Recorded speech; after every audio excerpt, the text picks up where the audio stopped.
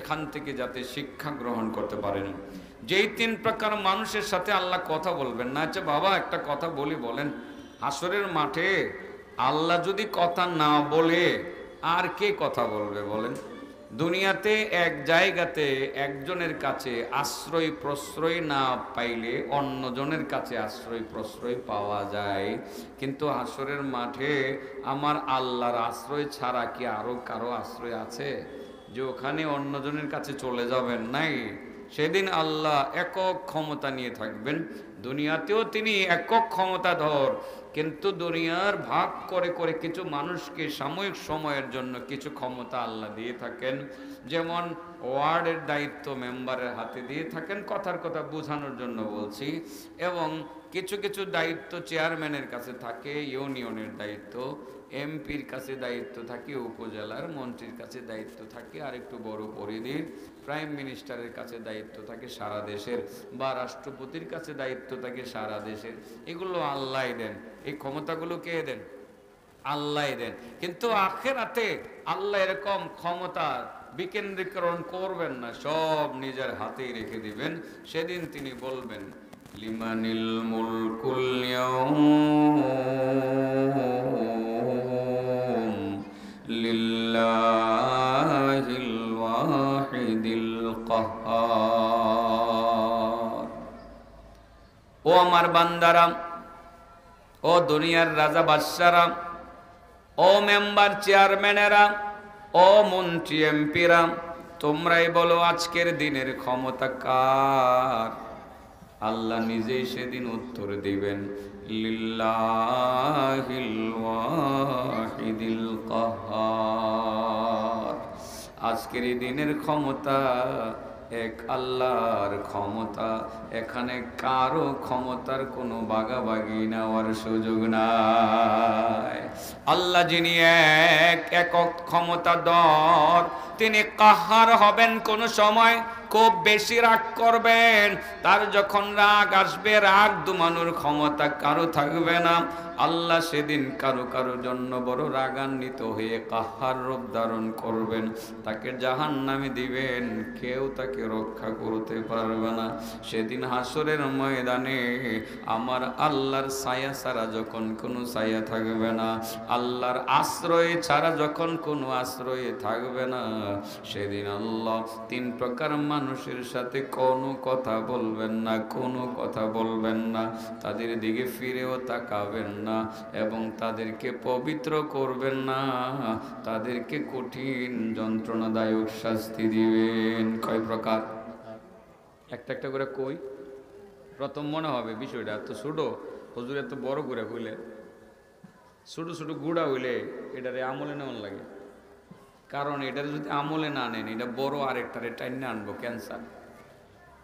গুড়াটারে প্রথম যত্ন না করলে এটার এখানে ক্যান্সার হইতে পারে, পারে কি পারে না? অনেক সময় দেখতে ছোট পাপ এটা বড় পাপকে ডেকে নিয়ে আসে। এই জন্য প্রথমটা শুনতে মনে হবে একটা মামুলি ব্যাপার, এটাকে এমন ভাবে বললেন হুজুর, এই যে এটা করলে আল্লাহ হাসরের ময়দানে কথা বলবেন না, ফিরেও তাকাবেন না, এমন ভাবে নিলেন। বাবা আমি তো নেই নাই, আল্লাহ রাসূল নিয়েছেন। 1 নাম্বার আল মুসবিলু ইজারা। 1 নাম্বার যারা টাকনুর নিচে পাঞ্জাবি পরে, পায়জামা পরে, লুঙ্গি পরে, প্যান্ট পরে, যারা টাকনুর নিচে কাপড় পরে, পাঞ্জাবি অনেকে টাকনুর নিচে পরে, জুব্বা টাকনুর নিচে চলে যায়, এমনও লোক আছে পাঞ্জাবি, পায়জামা, লুঙ্গি এবং অন্য অন্য আরও যেসব পোশাক আছে, পোশাকগুলো যারা টাকনুর নিচে লটকাইয়া পরে, ওই সমস্ত মানুষের সাথে মহান রব্বুল আলামিন হাসরের ময়দানে কোনো কথা বলবেন না, তাদের দিকে ফিরেও তাকাবেন না, আল্লাহ তাদেরকে পবিত্র করবেন না, কঠিন শাস্তি দিবেন। এবার বলতে পারেন হুজুর টাকনুর নিচে কাপড় পরা এটা এত বড় অপরাধ কেন হইল? বাবার এটা ছোট দেখতে দেখা যায় ছোট, বড় আরেকটা ক্যান্সারকে ডাইকা নিয়ে আসে। ওই ক্যান্সারের নাম হলো অহংকার। অহংকার এই টাকনুর নিচে কাপড় পরলে অহংকারের বাসা বাঁধে, ভিতরে অহংকার আসে, অহংকার বাসা বাঁধে, বাসা বাঁধে। আর অহংকার এমন একটা কাজ, এমন একটা কাজ, যেই কাজটারে আমার আল্লাহ বড় অপছন্দ করেন। আল্লাহ নিজেই বলেন, আল কিবরিয়া ও রিদাই, অহংকার হলো আমার গায়ের চাদর। যারা অহংকার করলো তারা আমার গায়ের চাদর নিয়ে টানাটানি করলো। আর যারা আমার গায়ের চাদর নিয়ে টানাটানি করবে তাদেরকে জাহান্নামে দেওয়ার জন্য আমি কাউকে দায়িত্ব দিব না, আমি নিজেই তারে জাহান্নামের আগুনে নিক্ষেপ করে দিব। নাউজুবিল্লাহ বলেন। কয় প্রকার মানুষের সাথে আল্লাহ কথা বলবেন না? এক নম্বর, যে টাকনুর নিচে কি পরে, প্যান্ট কাটতে লাগবে, একটু 1 ইঞ্চি কাটতে লাগলে টাকনু টাচ করুক, উপরে বললে ভালো, টাকনুর নিচে যাতে না যা। ভাই বিষয়টা ভয়ানক, এটাকে সাধারণভাবে নেওয়া উচিত না, তো উচিত না। 1 ইঞ্চি কাটতে বেরলিয়ে চলে। আমরা যে পড়ি কি হয়, আমাদেরটা খুব খারাপ দেখা যায়? খারাপ দেখা যায় না তো, আমাদের অভ্যাস করতে হবে। এটা ভয়ঙ্কর, অহংকারকে ডেকে নিয়ে আসে। আর অহংকারীকে আল্লাহ পছন্দ করেন না। রাসূল তাও বলেছেন, লা ইয়াদখুলুল জান্নাতা মান কানা ফি কলবিহি মিসকালা যাররাতিন মিন কিবির। সহিহ বুখারীর হাদিস, যার মধ্যে যাররা পরিমাণ অহংকার থাকবে, অহংকার নিয়ে মৃত্যুবরণ করবে, সে জান্নাতে ঢুকতে পারবে না। কিসের অহংকার রে বাবা, কিসের অহংকার? অহংকার বড় ভয়ানক একটা ব্যাধি। এই ব্যাধি জীবনকে ধ্বংস করে দেয়। দুনিয়াকে যেমন ধ্বংস করে, পরকালকে ধ্বংস করে, জাহান্নামকে অবধারিত করে। দুনিয়াতে অহংকারী ব্যক্তির কোনো শান্তি নাই, তো মানুষ তারে দেখতে পারে না। অহংকারী ব্যক্তি হেদায়েত পায় না। আর হেদায়েত পেয়ে গেলেও সময়ে সময়ে অহংকারী ব্যক্তি আবার তার পদস্খলন ঘটে, গোমরা হয়ে যায়। আমরা তো একটা খবর ভালো করে জানি, ইবলিসের খবর জানি না? ইবলিস কি লেখাপড়া কম জানতো নাকি? অনেক লেখাপড়া জানতো। সে তো ছিল মুআল্লিমুল মালাইকা, ফেরেশতাদের টিচার, ফেরেশতাদের প্রশিক্ষক, ট্রেনার ছিল ইবলিস। এই ইবলিস শেষ পর্যন্ত মারদুদ হয়েছে, বিতাড়িত হয়েছে। কিসের কারণে জানেন আপনারা? হ্যাঁ, অহংকারের কারণে। এ কিন্তু একটা চান্সও পাইছিল, মাঝামাঝি সময় একটা চান্স পাইছিল, আবার হেদায়েত পাওয়ার একটা চান্স পাইছিল, কিন্তু আল্লাহর কাছ থেকে ক্ষমা নেওয়ার সুযোগ একটা পাইয়া গেছিল সে। আবার সে গোমরা হয়ে গেছে, পথভ্রষ্ট হয়ে গেছে, আবার সে মারদুদ হয়েছে। কিভাবে? গল্পটা তো জানেনি। আমি আর কত ওয়াজ করতাম, গল্পটা কি বলবো? হ্যাঁ, অনেক উলামায়ে কেরাম কথা বলবেন। আলহামদুলিল্লাহ, আজকের মাহফিলে হযরতুল আল্লামা মাওলানা ইকবাল মাহমুদ আজহারি সাহেব হাজির হয়েছেন। নামটা কি খারাপ বললাম আমি? হ্যাঁ বলেন, নাম কি? ইকবাল মাহমুদ আজহারি। বদলাই নিলাম, আপনার এইভাবে ডেকে মন থাকবো নি ভাই সাহেব, আপনি কিন্তু নামটা এইভাবে দিয়েন। আমি লিখে দিয়েছি কাগজটা, ইকবাল আইসে বসাই দেন। দেখছি এটা আগেরটা যাইব এবার। ইকবাল মাহমুদ আজহারি থাকবে, আপনাদের এলাকার সুসন্তান। আল আজহার ইউনিভার্সিটি বিশ্বের প্রাচীনতম ইউনিভার্সিটি, বিশ্বের মধ্যে একটা প্রভাবশালী ইউনিভার্সিটিতে লেখাপড়া করে আসছে আলহামদুলিল্লাহ। এখনো কি আজহারি কইতেন না আপনারা? হ্যাঁ, আজহার উদ্দিনের ছেলে হইলে যদি আজহারি হইতে পারে, তো অরিজিনাল আজহারিদেরকে আজহারি বলবেন না? বলবেন তো, আপনারা বলবেন। সে হয়তো বলবে না, কিন্তু আমি কাগজে লিখে দিচ্ছি হুজুরের কাছে যে এটা আজকে এইভাবে, যে এখন থেকে এইভাবে প্রচার, মানে তার নাম এইভাবে লিখবেন আপনারা। আলহামদুলিল্লাহ এসে গেছেন, হয়তো কথা বলবেন। আমি কোত্থেকে গেছিলাম বলেন?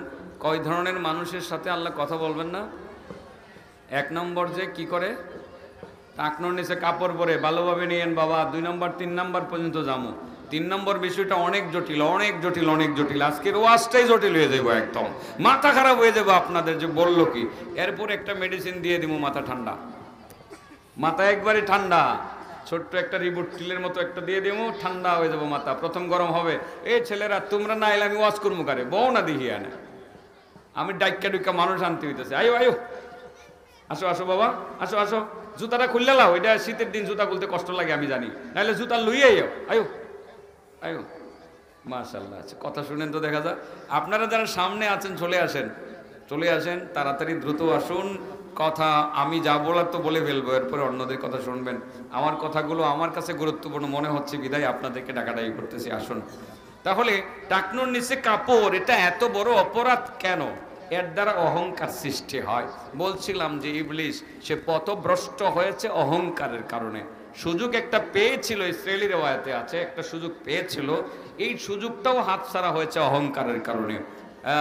আব্দুল হক দেহলভি মাদারিজুন নবুওয়াহ কিতাবে লেখছেন ইসরায়েলি রিওয়ায়াত, এগুলো যদি শিক্ষণীয় বিষয় থাকে বর্ণনা করার বৈধতা আছে। হাদ্দিসু আন বানি ইসরাইল ওয়ালা হারাজ, এই কথা প্রমাণ করে শিক্ষণীয় কিছু থাকলে ইসরায়েলি রিওয়ায়াতের বর্ণনার বৈধতা আছে, আমাদের মুহাদ্দিসিনগণ বলেছেন। সেই জন্য বলি যে ইবলিস সুযোগ পাওয়ার পরেও আবার কেন সেই সুযোগটা তার হাতছাড়া হলো, এই গল্পটা আবারও আপনাদেরকে একটু শোনাতে চাই, শুনবেন? তাহলে এর আগে মনে রাখতে হবে কয় প্রকার মানুষের সাথে আল্লাহ কথা বলবেন না। এক নম্বর যে টাকনুর নিচে, এটা মনে থাকবো। আর নম্বর কয়টা রয়েছে? দুইটা রয়েছে। এই দুইটার নম্বরও বলে যাবো। ইবলিসের কথা বলি, মুসা নবীর সময়কার ঘটনা। ইবলিস সে তো অনেক রূপ ধারণ করতে পারে। আসলে শয়তান তো শয়তানে কত রকমের রূপ ধারণ করতে পারে, এক এক সময় এক এক রূপ। একবার চিন্তা করলো, তার ভিতরে অনুশোচনা জাগছে যে আমি যে এতগুলো অন্যায় করলাম, আল্লাহর সাথে ঝগড়া করে এসে বসছি, আল্লাহ তো যথেষ্ট আমার সাহায্য করার জন্য, কম করি নাই তো শয়তানি। আবার এটাও তার বিশ্বাস যে আমি তো আল্লাহরই বান্দা, এখন না আল্লাহর কাছে যেতে পারতেছি না, আল্লাহ দয়া হলে তো আমার মাফ করতেও পারে। দেখছেন কথাগুলো অনেক সুন্দর না? অনেক সুন্দর। যে আমি আদম সন্তানকে জাহান্নামের রাস্তা দেখাইতে আসি, আদম সন্তানগুলো অনেকেই জাহান্নামে যাবে, জাহান্নামের আগুনে জ্বলবে, তারা যদি জাহান্নামের আগুন সহ্য করতে না পারে, আমি ইবলিস কিভাবে জাহান্নামের আগুন সহ্য করব? আমার তো নিজেকে জাহান্নাম থেকে বাঁচানো দরকার। সে চিন্তা করে, সে ভাবতেছে কোথায় যাবে, কার কাছে যাবে, কোনো একটা লিঙ্ক পাওয়া যায় কিনা। কি পাওয়া যায় কিনা? আল্লাহর সাথে তো সম্পর্ক তার নষ্ট হয়ে গেছে, কাটা হয়ে গেছে, এখন লিঙ্ক খুঁজতেছে। একটা পর্যায়ে মাথায় ঢুকছে, আরে মুসা নবী তো আছে, মুসা নবী তো সাধারণ অন্য চারজন নবীর মতো না, তিনি তো ডাইরেক্ট আল্লাহর সাথে যোগাযোগ করেন, সিনাই পাহাড়ে কথা বলেন। সিনাই পাহাড়ে কোথায়? সিনাই পাহাড়ে আল্লাহর সাথে কথা বলেন, যে পাহাড়কে আমরা তুর পাহাড় বলি।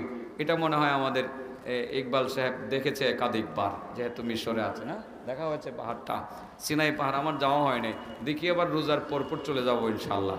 আল্লাহ যদি নেই, ঈদের 2-4 দিন পরে ওই সিনাই পাহাড়টা আমার দেখার দরকার আছে, ওখানে আমার যেতে হবে ইনশাআল্লাহ, যাব আল্লাহ তৌফিক দিলে।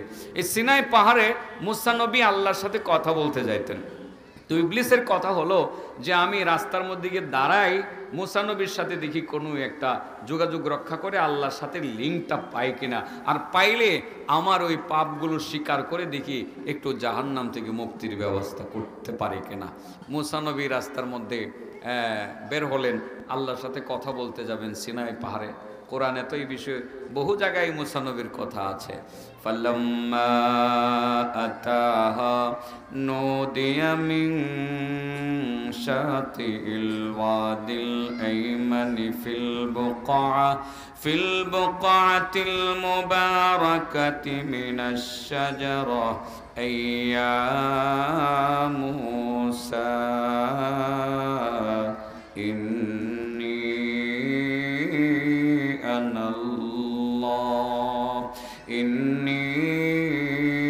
আনাল্লাহু রাব্বুল আলামিন। সিনাই পাহাড়ের কাছে গেলে আল্লাহ এইভাবে ডাক দিতেন, ও মুসা, আমি আল্লাহ রাব্বুল আলামিন তোমাকে ডাকছি। তো আল্লাহর ডাকে সাড়া দেওয়ার জন্য মুসা নবী বের হলেন। রাস্তার মাথায় গিয়ে দেখেন একজন আল্লাহর ওলির মতো একটা লোক দাঁড়ায় রয়েছে, মাথার মধ্যে কি সুন্দর পাগড়ি, হাতের মধ্যে তসবিহ না একখান লইয়া, লাঠি লইয়া দাঁড়াইয়া মুসা নবীকে দেখা মাত্র আসসালামু আলাইকুম ওয়া রাহমাতুল্লাহি ওয়া বারাকাতুহু ইয়া মুসা কালিমুল্লাহ। চিন্তা করেন সালামটা কেমনে দিছে মুসা নবীর, অনেক সুন্দর সালাম না? মুসা নবী তো নবী, আমার আপনার মতো তো সাধারণ মানুষ না। উনি বুঝে লাইছেন, আরে হ্যাঁ তো শয়তান এনে রে, শয়তান তুই ভালো হইলে কবি, ভালো হয়েছিস কোন সময়? মুসা আমি ভালো হয়ে গেছি না, কত আর খারাপ থাকুন যায়, আমি ভালো হয়ে গেছি। তো ঘটনা কি এখানে এইভাবে পাগড়ি পাইলে কই, তসবি পাইলে কই, লাঠি পাইলে কই, এত সুন্দর সালাম শিখলি কোত্থেকে? এটা তো তোর দেওয়ার কথা না সালাম। ইবলিস তো সালাম দেয় না, তুই যে সালাম দিলি। ঘটনাটা কি? মুসা আসলে আসছি একটা উদ্দেশ্য নিয়েই তোমার দরবারে আসছি। মুসা, আমি ভালোই যেতে চাই। জীবনে অন্যায় করছি, আমি কম করছি না, অনেক পাপাচার করছি, বহু মানুষকে জাহান্নামের রাস্তা দেখাইছি। মানুষ যদি জাহান্নামের আগুন সহ্য করতে না পারে, আমি কেমনে করতে পারবো? মুসা, আমার কি কোনো ব্যবস্থা আছে? তুমি আল্লাহর কাছে একটু বাউবিরটা কইরা কি করলে আল্লাহ আমারে মাফ করবে, এটা একটু আমারে বলে দিবা কি? তুমি তো সিনাই পাহাড়ে যাইতে পারো, আল্লাহর সাথে কথা বলতে পারো। জাগামতে গেছে, তাই না? জাগামতে গেছে না? জাগামতে গেছে। মুসা নবী আবার চিন্তা করলেন বিষয়টা তো পজিটিভ, কারণ ইবলিস যদি ভালো হয়ে যায়, শয়তান যদি ভালো হয়ে যায়, সারা পৃথিবী ভালো হয়ে যাইব। কিন্তু আমার আল্লাহর তরিকা তো এটা না, সুন্নত তো এটা না। আল্লাহ তো ভালো মন্দ দুইটা রাখবেই, কারণ মন্দ না থাকলে ভালোর কোনো দাম নাই। শয়তান না থাকলে এই ফিস সাবরের কোনো দাম আছে? ফেরেশতার কোনো দাম আছিল শয়তান না থাকলে? আল্লাহ এটা ভালোই তো জানেন। জাহান্নাম না থাকলে জান্নাতের কথা কেউ মনে করতো? হ্যাঁ? গরিব মানুষ না থাকলে ধনী মানুষের কেউ জিগাইতো নাকি? জিগাইতো না। এভাবে আল্লাহ সৃষ্টির মধ্যে একটা ফরক করে সৃষ্টি করে রেখেছেন। পাথর না থাকলে স্বর্ণের কোনো দাম আছিল? সারা দুনিয়ার সমস্ত পাথরগুলো যদি স্বর্ণ হয়ে যাইতো, স্বর্ণর কোনো কদর থাকতো? কেউ কি ওই পাথরকে 2 টাকা বুড়ি কিনতে যাইতো? এখন তো 1 লক্ষর উপরে 1 বুড়ি স্বর্ণ, ঠিক না বেঠে? তাহলে পাথর, সারা পৃথিবীর পাথর আর স্বর্ণ এক হয়ে গেলে স্বর্ণের কোনো মূল্য থাকতো না। 2 টাকা বুড়ি কেউ স্বর্ণ কিনতে যাইতো না। শয়তান না থাকলে ফেরেশতার কোনো মূল্য থাকতো না। এটাই বাস্তব কথা। আল্লামা শেখ সাদি রহমতুল্লাহ আলাই, উনি কিন্তু গুলিস্তা কিতাবের মধ্যে শেরটা লেখছেন, খুব সুন্দর করে লেখছেন। गर संग हम लाल बदक साबुदे, गर संग हम लाल बदक साबुदे, पस्के मतो लाल संगे एक साबुदे, गर सबे हम सबे कदर बुदे, सबे कदर बेकदर বুদে। কি চমৎকার শের! উনি বলেন, সারা দুনিয়ার সমস্ত পাথর যদি স্বর্ণ হয়ে যাইতো, পাথর আর স্বর্ণের মূল্য একরকম হইয়া যাইতো। গার সবে হামা সবে কদর বুদে, যদি দুনিয়ার সমস্ত রাত্রগুলো সবে কদর হয়ে যাইতো, गर शबे हमा शबे कदर बुदे, शबे कदर बे कदर बुदे, সারা রাত্র সমস্ত রাত্রই যদি সবে কদর হয়ে যাইতো, সবে কদর বে কদর হয়ে যাইতো। 1 বছর আর এই রাত্রের জন্য কেউ অপেক্ষা করতো না। শয়তান না থাকলে ভালো মানুষের কোনো দাম নাই। আল্লাহর সৃষ্টির রহস্যটা বোঝা, এটা আমাদের জন্য এত সহজ না, একটু কঠিনও বটে। যাই হোক, যেই কথাটা বলছিলাম, মুসা নবী এবার চিন্তা করলো যে শয়তান চাইতেছে ভালো হইতে ইবলিস। আচ্ছা দেখি না, আচ্ছা ইবলিস, তুই যেহেতু ভালো হইতে চাইতেছস, আল্লাহর কাছ থেকে ক্ষমা নিতে চাইতেছস, তাহলে তুই একটু দাঁড়া, আমি আল্লাহর সাথে কথা বলে আসি, আল্লাহ দেখি তোর বিষয়ে কি কয়। মুসা নবী সিনাই পাহাড়ের কাছে গেছে। যাওয়ার পরে আল্লাহ পাক রাব্বুল আলামিনের সাথে কথাবার্তা শুরু হয়েছে। আল্লাহর সাথে কথা, কত মজার কথা, অনেক মজার কথা না? অনেক মজার কথা। দীর্ঘ টাইম কথা হলো, ভালোই লাগলো। আল্লাহ মুসা নবীকে হুকুম দিলেন, নির্দেশ দিলেন, আর তিনি শুনলেন। এক পর্যায়ে কথাবার্তা শেষ, মুসা নবী চলে আসতে শুরু করলেন। এর ভিতরে আল্লাহ জিজ্ঞাসা, এ মুসা দাঁড়াও। রাস্তা দিয়ে যখন তুমি আসতেছিলা, আসার পথে কি কারোর সাথে তোমার কোনো কথা হয়েছিল? মুসা নবী বলে, মাবুদ আমি ভুলে গেছিলাম, আমারে মাফ করে দিও, আমি ভুলে গেছিলাম গো আল্লাহ। ও গো আল্লাহ, আমি আসার পথে ইবলিস সুন্দর একটা আকৃতি ধারণ করে আমার সামনে এসে হাজির হয়েছিল। মাথার মধ্যে পাগড়ি, হাতের মধ্যে তাসবিহ নিয়া সে আমারে মধুর কণ্ঠে একটা সালাম দিছিল। আমি তারে জিজ্ঞেসছিলাম, ইবলিস কবে ভালো হইলে? সে বলল সে ভালো হয়ে যেতে চায়। মাবুদ, সে আমার কাছে এসে তার জীবনের সমস্ত দোষ ত্রুটিগুলো সে স্বীকার করেছে। স্বীকার করে আমার কাছে সে বলেছে, আদম সন্তান যদি জাহান্নামের আগুন সহ্য করতে না পারে, ইবলিস সেও নাকি জাহান্নামের আগুন সহ্য করতে পারবে না। ওগো আল্লাহ, সে মূলত আমার মাধ্যমে তোমার কাছ থেকে জানতে চাইতেছে তার জিন্দেগীর গুনাহগুলো তুমি মাফ করবা কিনা গো আল্লাহ। সে মাবুদ অপেক্ষায় আছে আমার জন্য, আমি যাব তারে আমি কি জানাইবো। আল্লাহ বলে দিলেন, মুসা, ইবলিসকে আমি বানাইছি, আমি তারে বানাইছি। সেও কিন্তু লেখাপড়া কম জানতো না, অনেক জানতো। ইবাদত বহুত করেছে। সে ছিল মুআল্লিমুল মালাইকা, ফেরেশতাদের টিচার। সে ফেরেশতাদের নেতৃত্ব দিয়েছে, ফেরেশতাদেরকে ট্রেনিং করাইছে। সে আমার বড় প্রিয়ই তো তখন ছিল। সে আমাকে অনেক অনেক ডাকতো, অনেক জিকির করত, আমাকে স্মরণ করত। তাকে মাফ করে দিলে আমার কোনো অসুবিধা নাই। সে তো আমার এই বান্দা, তারে ক্ষমা করে দিলে আমার কোনো ক্ষতি হবে না, আমি তারে ক্ষমা করে দিতে পারি। মুসা একটা কথা তোমারে জানায় দেয়, সে কেন গুমরা হয়েছে। তার গুমরা হওয়ার পিছনে কারণ ছিল, সে অহংকারী ছিল। আমি বলছিলাম আদমকে সিজদা করার জন্য সে করে নাই। আদমকে সিজদা না করার শেষ কারণে সে গুমরা বা মর্দুদ হয়েছে। এখন তো আদম আর নাই, আমি একটু যাচাই করতে চাই তার অহংকার আছে না নাই। যদি অহংকার, এখনো অহংকার থেকে সে মুক্ত হতে পারে, আমি কথা দিলাম তার গুনাহগুলো মাফ করে দেব। তবে এখন সে আদমকে সেজদা করার জন্য পাবে কোথায়? আদম তো দুনিয়াতে নাই, আর সেজদা করারও বিধান নাই। তবে তুমি একটা কথা তারে বইলা দিও, সে যাতে আদমের কবরের পাশে চইলা যায়, সেখানে গিয়ে সেজদা করতে হবে না, শুধুমাত্র কবরটা জিয়ারত করবে। কবর জিয়ারত করার সময় কবরের পাশে দাঁড়িয়ে আদমকে সালাম দিবে, আসসালামু আলাইকুম ইয়া আহলাল কবুর। এই কথা বলে একটা মাত্র সালাম আদমকে দিবে। আমি ধরে নেব তার অহংকার চইলা গেছে।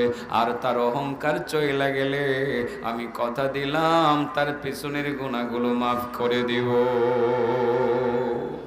সুযোগ পাইছেনি? একটা সুযোগ পাইছে না? সুযোগ পাইলেছে। মুসা নবী খুশি।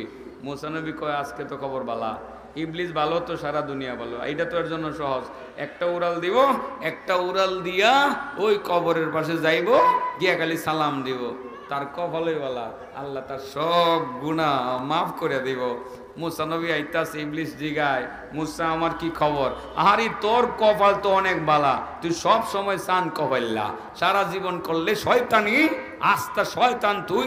আর এখন একটা কাম করবে, তোর সব মাপ, কিচ্ছু লাগতো না তোর। তোর ভিতরে অহংকার আছে না নাই, এটা খালি আল্লাহ যাচাই করতে চাইতেছেন। আদম রে সেজদা করস নাই, আর করা লাগবে না, আদম নাই গেছে গা, আদমের কবরেও সেজদা করা লাগতো না। আল্লাহ খালি বলছে তোর মধ্যে অহংকার আছে না নাই, এটা যাচাই করার জন্য তুই একটা কাজ করবে, আদমের কবরের পাশে গিয়া কবরটা জিয়ারত করবে আর আদমের একটা সালাম দিবে, আল্লাহ তোর সব মাফ করে দেবে। ইবলিসে কয়, মুসা সারাটা দুনিয়া ঘুরে আইছিলাম, তোমারে ভাবছিলাম তুমি বুঝি অনেক জ্ঞানী মানুষ, আল্লাহর সাথে কথা কো, এখন দেখি তুমি আস্তে একটা ব্যাক কল। কেমনে ব্যাক কল? যে আদম জীবিত থাকতে আমি তার কাছে ছোট হইছি না, আর মরছে পরে তার কবরের কাছে গিয়ে ছোট হইতাম, একটা কথা কইলা তুমি না। লাস্টে এটা কি করলো? অহংকারিত করলো, চূড়ান্ত মারদুদ হয়ে গেল, বিতাড়িত হয়ে গেল। তার আর হেদায়েত পাওয়ার সুযোগ থাকলো না, কিয়ামত পর্যন্ত সে গুমরায় থাকবে। তার গুমরা হওয়ার পিছনে মূল কারণটার নাম হলো অহংকার। বলেন কি? অহংকার। আর অহংকারীকে আল্লাহ পছন্দ করেন না। যারা অহংকার করেন না, আল্লাহ তাদেরকে পছন্দ করেন। অহংকারী ব্যক্তি জান্নাতে যাবে না। অহংকার হলো আল্লাহর গায়ের চাদর। যারা অহংকার করলো, আল্লাহর গায়ের চাদর নিয়ে টানাটানি করলো, আল্লাহ রাব্বুল আলামিন নিজ দায়িত্বে তারা জাহান্নামে দিবে। আচ্ছা, যে কথাটা বলছিলাম বাবা, বলেন কয় প্রকার মানুষের সাথে মহান আল্লাহ কিয়ামতের ময়দানে কথা বলবেন না? কয় প্রকার মানুষের দিকে ফিরে তাকাবেন না? তিন প্রকার মানুষের সাথে আল্লাহ কিয়ামতের ময়দানে কথা বলবেন না, আল্লাহ তাদের দিকে ফিরেও তাকাবেন না, আল্লাহ তাদেরকে পবিত্র করবেন না, তাদের জন্য যন্ত্রণাদায়ক শাস্তির ঘোষণা করেছেন। এক নাম্বার হলো আল মুসবিলু ইজারা, এক নাম্বার যারা কাপড় পরে টাকনুর নিচে, পাঞ্জাবি পায়জামা প্যান্ট লুঙ্গি যারা টাকনুর নিচে পরবে, হাসরের ময়দানে মহান রব্বুল আলামিন তাদের সাথে কথা বলবেন না, ফিরেও তাকাবেন না। টাকনুর নিচে কাপড় পরাটা এত বড় অপরাধ কেন? এর দ্বারা অহংকার সৃষ্টি হয়, আর অহংকার হইল ক্যান্সারের চেয়েও বড় ভয়ানক একটা ব্যাধি। ঠিক না বেঠিক? এবার আবার নতুন করে বলেন, কয় প্রকার মানুষের সাথে কথা বলবেন না আল্লাহ? এক নম্বর যে কাপড় কই পরে, তো আজকের থেকে এটা সাইডে দেওয়া যাইতো না, ছাড়তে পারতাম না আমরা। কঠিন কিছু, কঠিন না সহজ? প্যান্ট পরেন না, আমি না করছি না প্যান্ট পরতে, এটা টাকনোর একটু একটু উপরে রাখেন, নিচে নিয়েন না, তাইলেই তো চলে। বিষয়টা তো অত্যন্ত গুরুত্বপূর্ণ। আমরা তো এগুলো সমাজে বুঝি না, বোঝার চেষ্টাও করি না, আর এগুলো ওয়াজেও খুব একটা বেশি বলা হয় না। অথচ এগুলো এমন ভয়ানক ভয়ানক অভ্যাস, যে অভ্যাসের কারণে হাসরের মাঠে আল্লাহর সাথে কথা বলার সুযোগ হবে না, এবং আল্লাহর দিকে তাকানোরও সুযোগ হবে না, আল্লাহও তাকাবেন না, দুজখে তো যাইতেই হবে। এই অভ্যাসগুলো আমাদের মধ্যে অনেকের মধ্যে আছে বাবা, বুঝি তো, চলেন এই অভ্যাসগুলো আমরা পরিবর্তন করি। তাহলে এক নম্বর ব্যক্তির পরিচয় আমরা পেয়ে গেলাম না। দুই নম্বর, রাগ করেন না কেউ, পরে রাগ করেন, আগে করেন না। প্রথম প্রথম একটু রাগ ওটার বাউ ধৈর্য ধারণ করে থাকেন। দুই নম্বর হলো ওয়াল মান্নান। দুই নম্বর মান্নান, মান্নান মান্নান মান্নানের দিকে আল্লাহ ফিরেও তাকাবেন না। মান্নান মানে আপনাদের গ্রামের আব্দুল মান্নান না।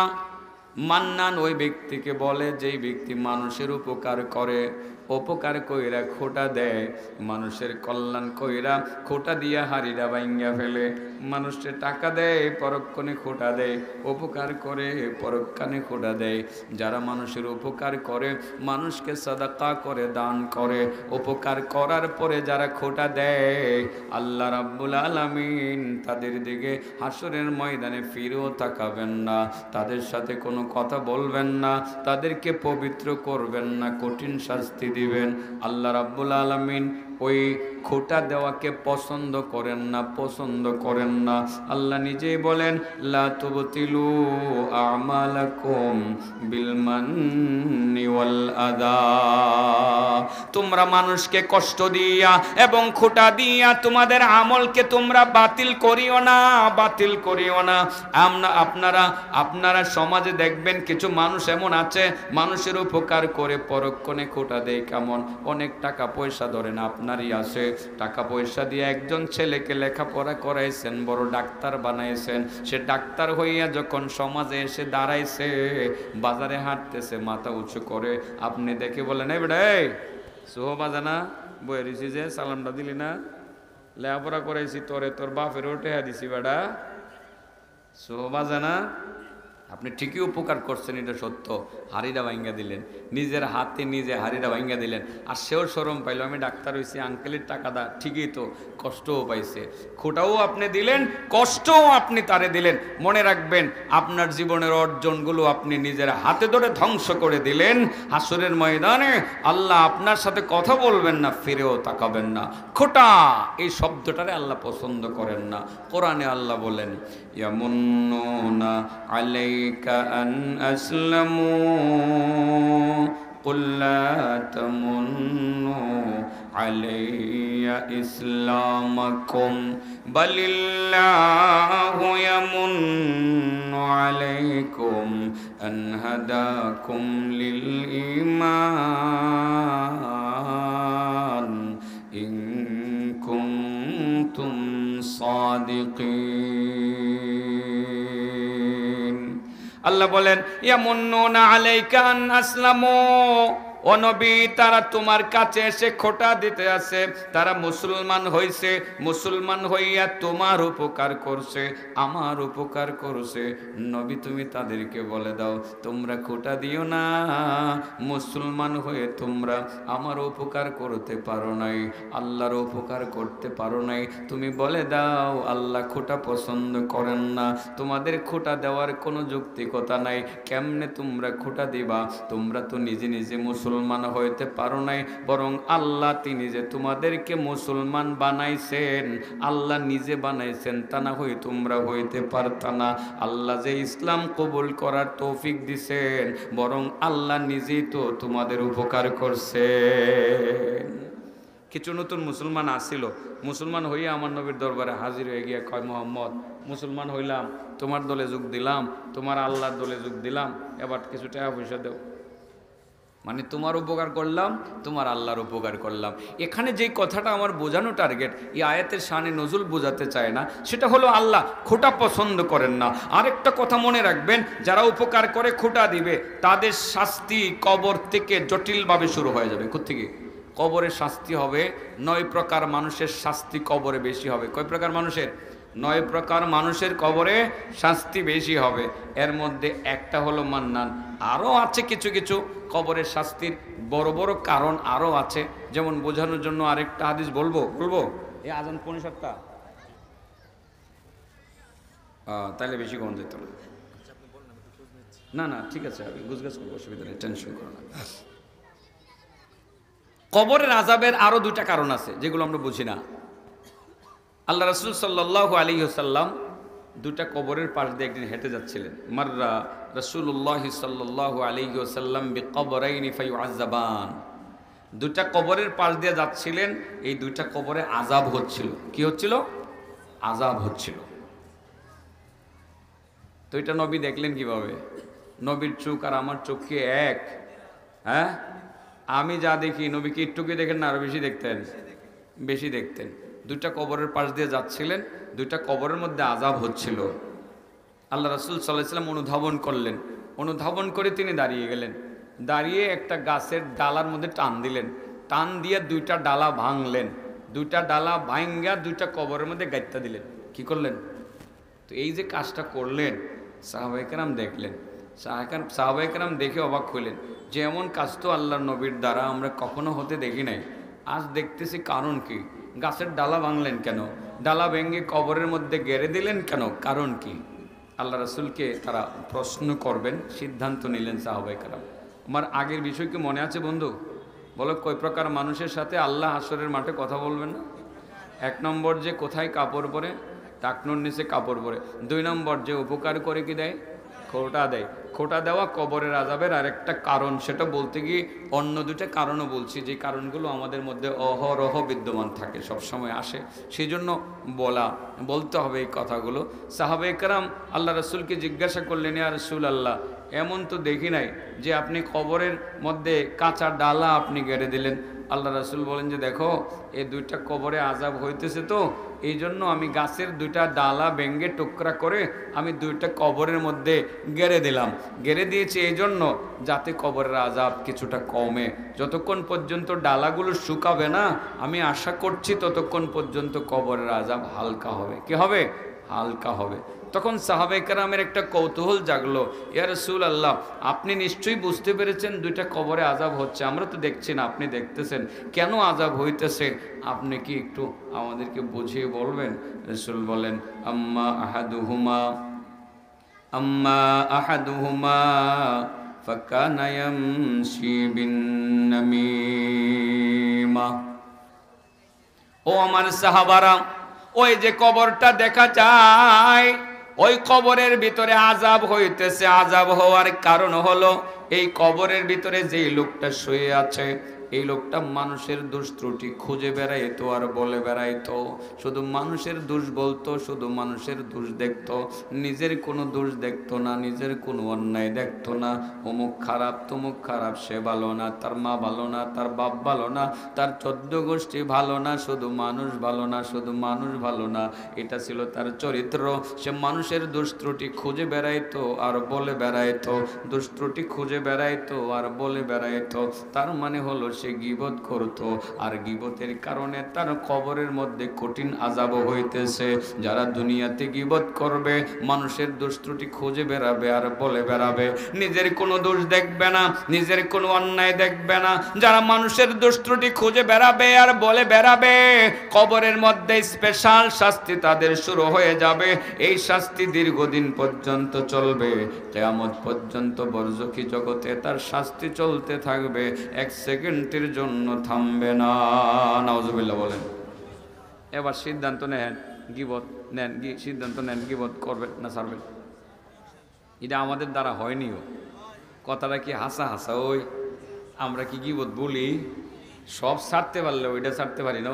সুদ খাওয়া ছাইরা দিছে অনেকেই, কিন্তু গীবত ছাড়তে পারতেছে না। আরে 2-4-5 জন বসলে, কোথাও আড্ডা দিলে, 2-4-10 জন লোকের গীবত না করলে তো আড্ডা জমে ওই না। কথা কি ঠিক? চলেন এটা ছাইরা দেয়। এটা জীবনের সমস্ত অর্জনকে ধ্বংস করে দেয়। গীবত করলে ইবাদত কবুল হয় না, গীবত করলে দোয়া কবুল হয় না, গীবতকারীর মুনাজাত কবুল হয় না।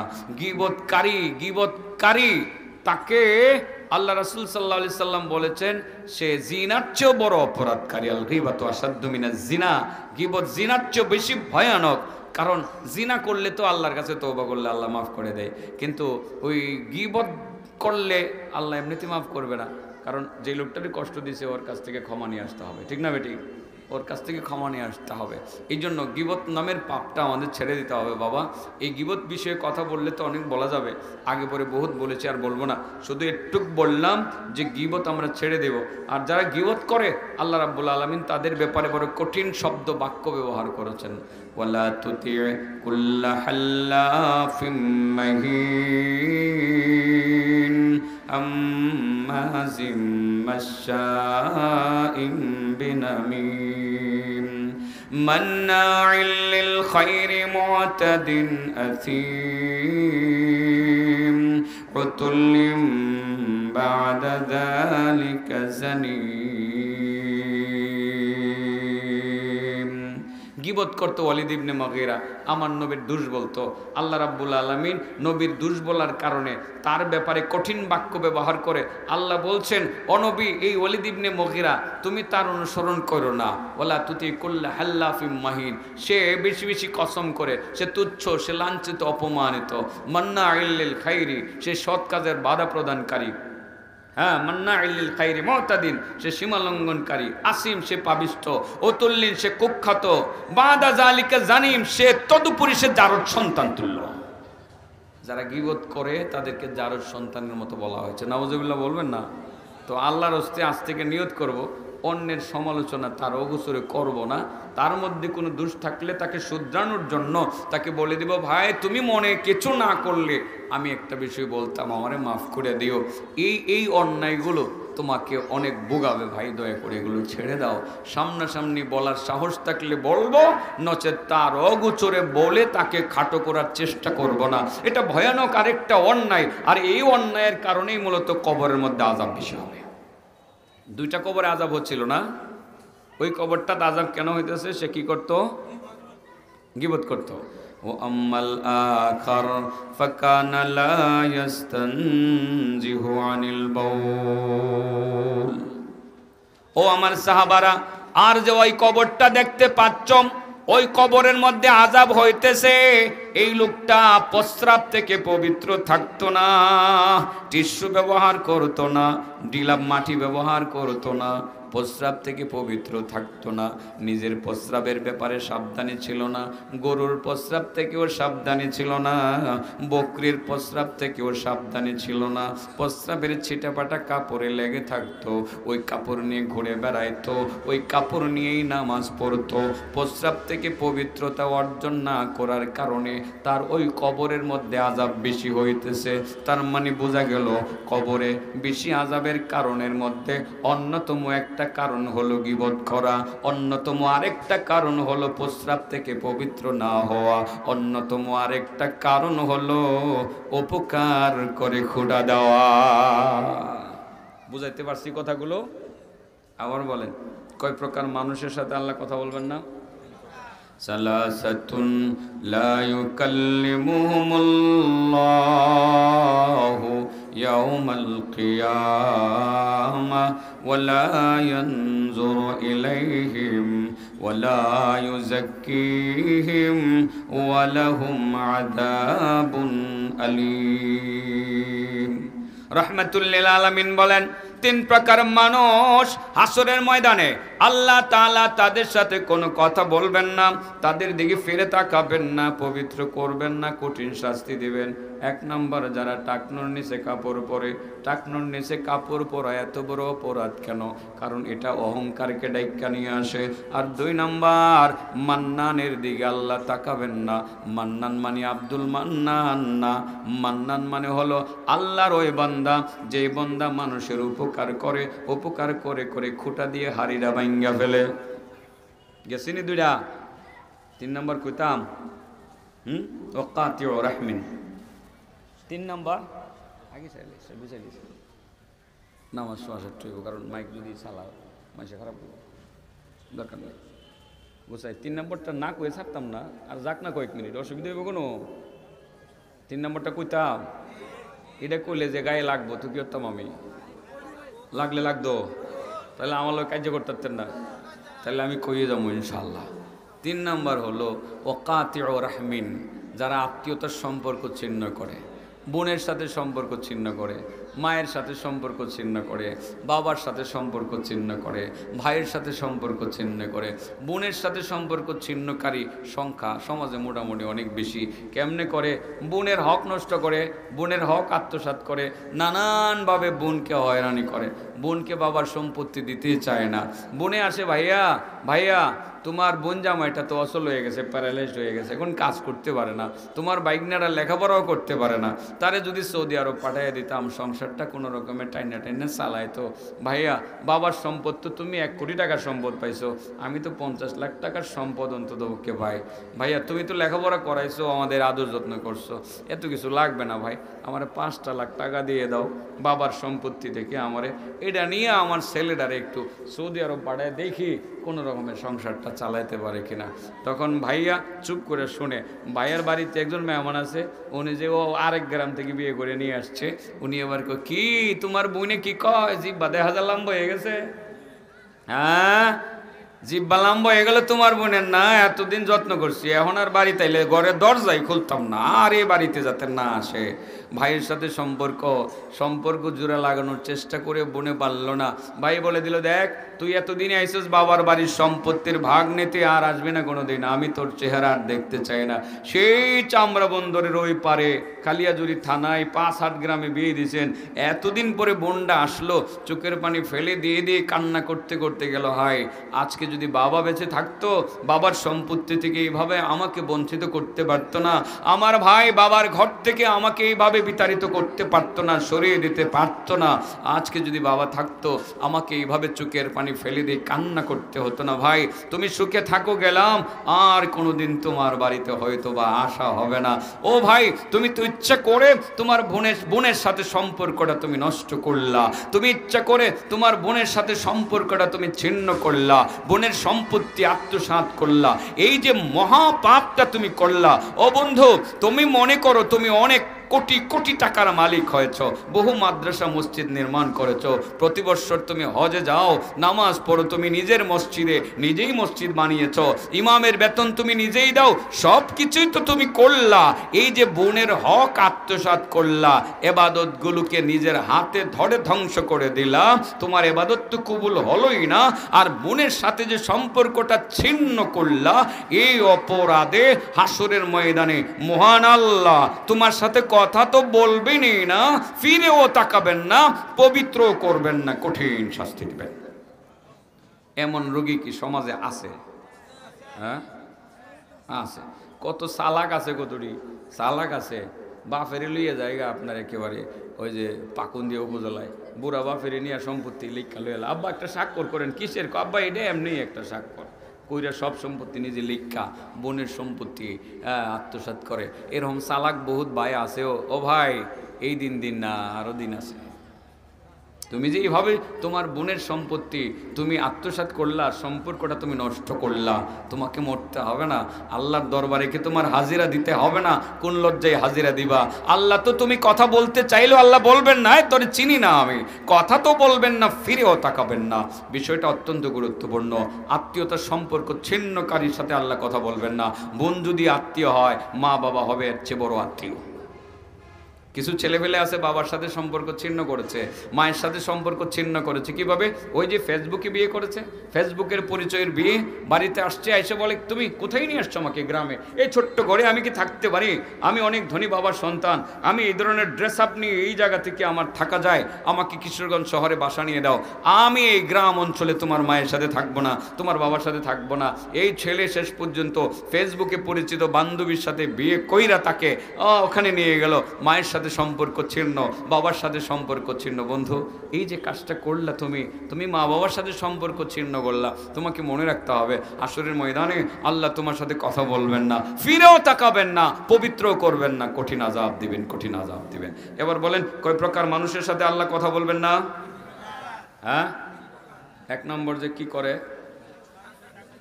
টাকনু নিচে কাপড় পরে, এটা এত বড় অপরাধ হইল কেন? এটা অহংকারকে ডাইকা নিয়ে আসে। আর অহংকার আল্লাহর গায়ের চাদর, আল্লাহর গায়ের চাদর নিয়ে যারা টানাটানি করবে, আল্লাহ নিজ দায়িত্বে তাদেরকে জাহান্নামে দেবে। আর 2 নম্বর যারা উপকার করে কি দেয়? খোটা দেয়। 3 নম্বর যারা আত্মীয়তার সম্পর্ক কি করে? ছিন্ন করে। এই 3টা কথা মনে থাকবে তো? আবার আরেকটা কথা বলে দিয়ে যাই, বলছিলাম না যে রিবুট টিল দিয়ে যাবো একটু মাথা ঠান্ডা করার জন্য, তো গরম হয়ে গেছে এখন। আল্লাহ রাসূল সাল্লাল্লাহু আলাইহি সাল্লাম বলেন, মান আহাব্বা আইয়াবসুতা লাহু ফি রিজকি ওয়া ইউনসা ফি আসরি ফালইয়াসিল রাহিমা। যে ব্যক্তি চায় তার হায়াতে বরকত হোক, তার রিজিকে বরকত হোক, তার হায়াতে বরকত হোক, সে যেন আত্মীয়দের সাথে সম্পর্ক রক্ষা করে চলে। যারা আত্মীয়দের সাথে সম্পর্ক রক্ষা করে চলবে, আল্লাহ তার রিজিকেও বরকত দিয়ে দেবেন, আল্লাহ তার হায়াতেও বরকত দিয়ে দেবেন। মোটামুটি রিবুট টিলটা পাইছেন না আপনারা? মাথা ঠান্ডার ওষুধ। এই কাজটা করবেন। আজকেই বোনকে ফোন দিবেন, বোন অনেক ক্ষতি করে ফেলছি তোর, তুই যা পাইবে তুই নিয়ে যা, ইচ্ছাকৃতভাবে মাফ করলে এটা তোর ব্যাপার। সম্পর্কটা জোড়া লাগাইবেন। বোনে নিত না খুব একটা, প্রয়োজন হইলে অল্প স্বল্প নিব, ভাই তুমি রেখে দাও, মাথা ঠান্ডা, তোমার হায়াতেও আল্লাহ বরকত দিয়ে দেবে, তোমার রিজিকেও আল্লাহ বরকত দিয়ে দেবে। এই কাজটা আমরা ইনশাল্লাহ করব। অনেক লম্বা কথা, প্রায় ঘন্টাখানেক কথা বলা হয়ে গেছে। যা বললাম আল্লাহ আমাদের সকলকে আমল করার তৌফিক দান করুন। ও আখিরু দাওয়ানা আনিল হামদুলিল্লাহি রাব্বিল আলামিন। আসসালামু আলাইকুম ওয়া রাহমাতুল্লাহি ওয়া বারাকাতুহু।